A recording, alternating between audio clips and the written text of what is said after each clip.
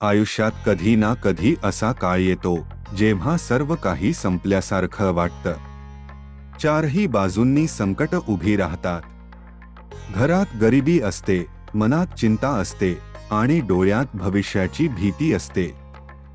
अशा वेळी अनेक लोक नशिबाला दोष देतात, काही अंधश्रद्धेच्या मागे धावतात, तर काही व्यसनांच्या आहारी जाऊन स्वतःचं आयुष्य उद्ध्वस्त करून घेतात.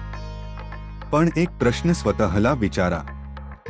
संकट तुमच्या आयुष्यात आली आहे की तुम्ही संकटांच्या आयुष्यात गेलात? कारण संकट ही कायमची नसतात.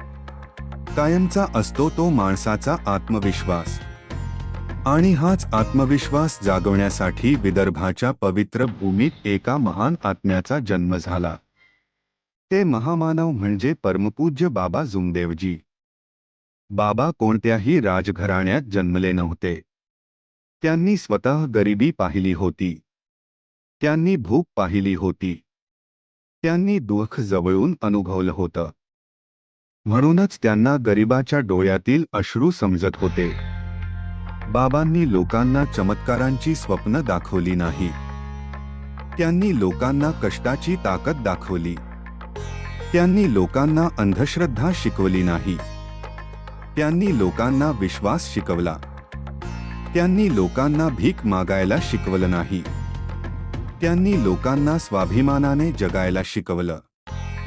बाबा नेहमी म्हणायचे, माणसाचं नशीब त्याच्या हातात नसतं, पण त्याचं कर्म नक्कीच त्याच्या हातात असतं.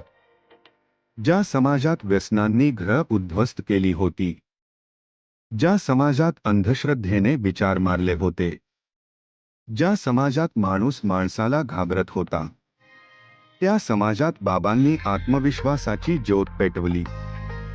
ज्या हातात दारूची बाटली होती, त्या हातात कष्टाची साधनं आली. ज्या घरात रोज भांडणं होत होती, त्या घरात प्रेम आणि आनंद नांदू लागला.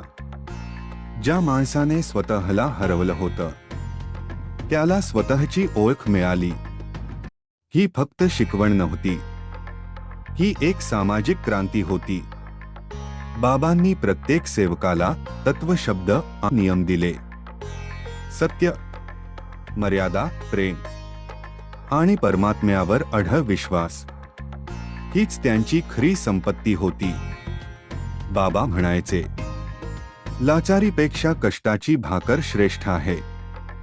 आजच्या काळात हे वाक्य अधिक महत्त्वाचं आहे. कारण आज माणूस पैशाने श्रीमंत होत आहे, पण विचारांनी गरीब होत चालला आहे. मोठं घर मिळालं, पण मनःशांती हरवली. मोबाईल मिळाला, पण माणसे दूर गेली. सुविधा वाढल्या, पण समाधान कमी झालं. अशा वेळी बाबांचे विचार आपल्याला पुन्हा माणूस बनवतात.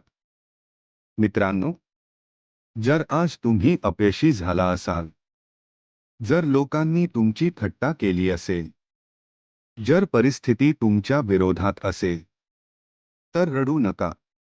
कारण इतिहास साक्षी आहे. मोठी झाडं वादळात उन्मळून पडतात, पण मुळांवर विश्वास असलेलं छोटंसं रोपटही ताठ उभं राहतं. तुमची परिस्थिती तुमची ओळख नाही. तुमची मेहनत तुमची ओळख आहे. तुमचं दुःख तुमची हार नाही. तुमचा संघर्ष तुमची ताकद आहे. आजपासून स्वतःला कमी समजणं बंद करा. स्वतःवर विश्वास ठेवा. वाईट सवयी सोडा. सत्याचा मार्ग स्वीकारा. आणि बाबांच्या विचारांवर चालायला सुरुवात करा. कारण ज्या दिवशी तुम्ही स्वतःवर विश्वास ठेवायला शिकाल, त्या दिवशी जगातील कोणतीही शक्ती तुम्हाला हरवू शकणार नाही. आणि शेवटी, बाबा आज देहाने आपल्यात नसतील, पण जेव्हा एखादा सेवक संकटातही सत्याची साथ देतो, जेव्हा एखादा गरीब माणूस स्वाभिमानाने जगतो, जेव्हा एखादा व्यसनमुक्त होऊन नव्याने आयुष्य सुरू करतो, तेव्हा बाबा पुन्हा जिवंत होतात. मित्रांनो, डोळे मिटा आणि एक क्षण बाबांची आठवण करा. आणि मनापासून स्वतःला वचन द्या, कितीही संकट आली तरी मी खचणार नाही. कितीही अडचणी आल्या तरी मी झुकणार नाही. सत्य, मर्यादा, प्रेम आणि विश्वासाचा मार्ग कधीच सोडणार नाही. नमस्कार सर्वांना. व्हिडिओ आवडला असेल तर लाईक करायला विसरू नका. नमस्कार जी.